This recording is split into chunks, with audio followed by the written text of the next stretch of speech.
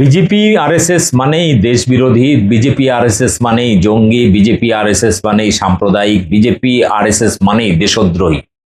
হ্যাঁ, ইতিহাস যদি আপনারা ঘাটেন, এই বিজেপি তথা আরএসএস এর ইতিহাস যদি ঘাটেন, তাহলে দেখবেন এরা সবসময় স্বাধীনতার আন্দোলন থেকে শুরু করে এখনো পর্যন্ত যা কিছু করেছে পুরোটাই দেশ বিরোধী, দেশের মানুষ বিরোধী। তারা প্রতিবেশী রাষ্ট্রগুলোর সঙ্গে যেরকম সম্পর্ক নষ্ট করে, একই সাথে নিজের দেশের ভেতরে মানুষের মধ্যে গৃহযুদ্ধ বাধায়। এরা ভোটের সময় অতিরিক্ত হিন্দু মুসলিম করতে করতে ভোটে জেতার পরেই তখন আদিবাসী দলিতদের উপর অত্যাচার করে। আপনারা এই ইতিহাস যদি দেখেন, তাহলে ব্রিটিশের দালালি করা থেকে শুরু করে বর্তমানে গুজরাটি, মারোয়ারি, আদানি, আম্বানি দালালি করা পর্যন্ত তারা সবকিছু করছে। কিন্তু দেশের প্রতি, দেশের মানুষের প্রতি, দেশের প্রতীক, দেশের জাতীয় পতাকা, সংবিধান, এর প্রতি তাদের ভক্তি শ্রদ্ধা কোনো কালেই ছিল না। আজকে আপনাদের দেখাবো টালিগঞ্জের প্রার্থী পাপিয়া অধিকারী, বিশিষ্ট অভিনেত্রী। তিনি প্রচারে বেরিয়েছেন এবং তার গলায় যে ওড়নাটা রয়েছে সেখানে ভারতের জাতীয় পতাকার সিম্বল রয়েছে। অনেকে তিরঙ্গা রঙের ওড়না থাকে, সেটা নয়, একদম রীতিমতো সিম্বল রয়েছে। সেই সিম্বল আলা ওড়না গলায় দিয়ে নিজেকে বেশি দেশভক্ত প্রমাণ করার চেষ্টা করছেন এবং সেই ওড়না দিয়ে রীতিমতো নিজের মুখের ঘাম, নাক এগুলো মুছছেন। এটা নাকি বিজেপির দেশভক্তির প্রমাণ। আপনাদের একটু ইতিহাসটা জানিয়ে রাখি, আরএসএস নিজেদেরকে স্বয়ংসেবক বলে, কিন্তু এরা আরএসএস ব্রিটিশের দালালি করা থেকে শুরু করে স্বাধীনতা সংগ্রামীদের বিরোধিতা আচরণ করেছিল। ভগৎ সিং থেকে শুরু করে নেতাজিকে বিভিন্নভাবে তারা বিরোধিতা করত। এমনকি নেতাজি যখন আজাদ হিন্দ ফৌজ তৈরি করে দেশ স্বাধীনতার জন্য মায়ানমার থেকে যখন ঢুকছিল, সেই সময় এই আরএসএস এর জঙ্গিরা ব্রিটিশদের কথায় সেখানে গিয়ে নেতাজিকে হত্যারও চেষ্টা করেছিল।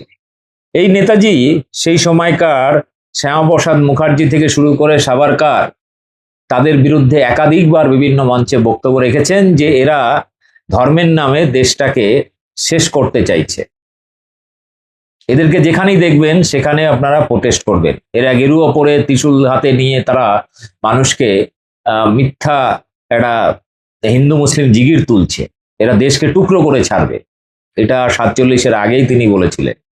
2002 সাল পর্যন্ত আরএসএস তাদের সদর দপ্তর নাগপুরে ভারতের জাতীয় পতাকা উত্তোলন করতো না। 2002 সাল পর্যন্ত, অর্থাৎ 47 থেকে 2002, প্রায় 52 বছর। এম.এস. গোলওয়ালকার, এই আরএসএস এর বা এই জঙ্গিদের যে মাস্টার মাইন্ড, গুরুজি, সে এম.এস. গোলওয়ালকার তার বিভিন্ন বইতে, তার লেখাতে এই দেশের জাতীয় পতাকা, সংবিধান, 3টে রং, অশুভ ইত্যাদি নানা রকম ভাবে কালিমালিপ্ত করার চেষ্টা করেছে।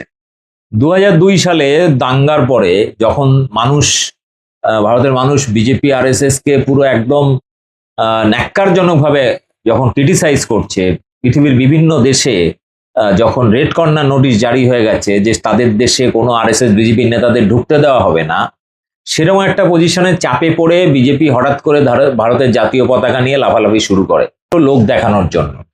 তো আপনাদের দেখুন, এই মুহূর্তে টালিগঞ্জে এই বিজেপির নেত্রী তথা টালিগঞ্জ বিধানসভার প্রার্থী বিশিষ্ট অভিনেত্রী পাপিয়া অধিকারী কি কাণ্ডটা করছেন, কি বলবেন? এটা দেশভক্তি?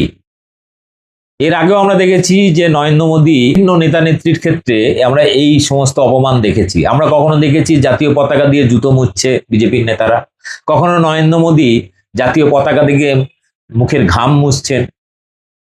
আমি জানি না এত কিছু দেখার পরেও মানুষ কিভাবে বিজেপি আরএসএস এর মতো এরকম একটা দেশদ্রোহী, সংবিধান বিরোধী, জাতীয় পতাকা বিরোধী সংগঠনকে বা জঙ্গি সংগঠনকে সমর্থন করতে পারে।